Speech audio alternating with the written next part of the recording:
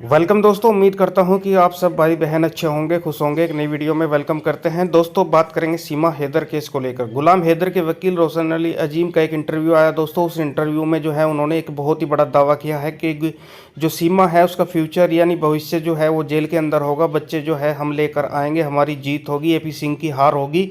मेरे दोस्तों, इस वीडियो में जो है यानी हैदर के वकील ने बहुत ही बड़ा दावा किया और भारत की जनता से एक बहुत ही बड़ी अपील की। दोस्तों, इस वीडियो को इंटरव्यू को आखिर तक जरूर देखें। इससे पहले अगर दोस्तों आप चैनल पर न्यू हैं तो चैनल को सब्सक्राइब करना ना भूलें ताकि हर अपडेट आपको टाइम पर मिलती रहे। तो दोस्तों देखिए गुलाम हैदर के वकील ने क्या कहा। यही सवालात हैं कि सीमा केस का आखिर फ्यूचर क्या है।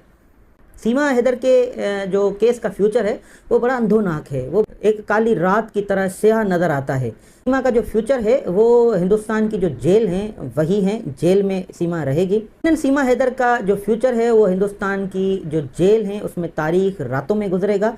सीमा जेल में ही रहेगी। सीमा के केस में किसी भी सूरत में सीमा के आज़ाद होने के चांसेस नहीं है।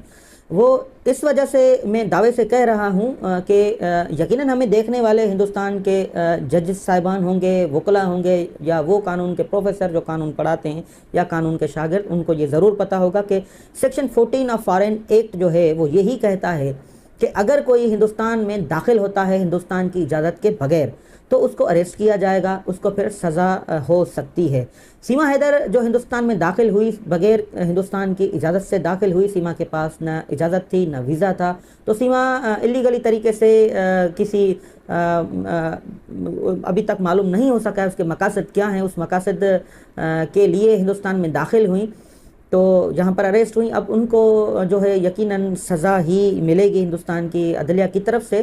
तो आपका ये सवाल कि सीमा का फ्यूचर क्या होगा, सीमा के केस का फ्यूचर क्या होगा, तो सीमा का फ्यूचर हिंदुस्तान की जेल में है। वो जेल जाएगी और इस केस में उनको सज़ा ज़रूर होगी। आज़ाद होने के उसके चांसेस बिल्कुल भी ज़ीरो है क्योंकि उसके पास कोई भी इजाज़तनामा नहीं है। दूसरा क्वेश्चन था कि अगर सीमा जेल में जाती है तो सीमा के बच्चों का फ्यूचर क्या होगा, तो वो कहाँ जाएंगे। देखें, इस केस में जो बच्चे हैं सीमा के वो बड़ी रुकावट हैं कानून की नज़र में। सीमा का तो यकीनन जो मुस्तकबिल है वो जेल में ही होगा, जेल में ही जाएगी।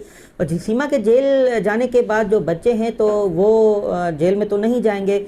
उसके बाद जो हिंदुस्तान की चाइल्ड प्रोटेक्शन जो सेल हैं उसमें बच्चों को फिल वक्त तक रखा जाएगा जब तक कि ये हिंदुस्तान की सरकार इसका फैसला नहीं कर पाती कि बच्चों को डिपोर्ट पाकिस्तान किया जाए या डिपोर्ट ना किया जाए, या जब तक मैं गुलाम हैदर का वकील या गुलाम हैदर दोनों हम साथ हिंदुस्तान में नहीं आते हैं, वहाँ पर हम केसेस दाखिल करते हैं गार्जियन एंड वार्ड्स के या बच्चों की कस्टडी के हवाले से, उनका जो फैसला है तब तक ये बात तो वाज़ेह है कि सीमा जेल जाएगी तो बच्चे सीमा के साथ जेल में तो नहीं जाएंगे।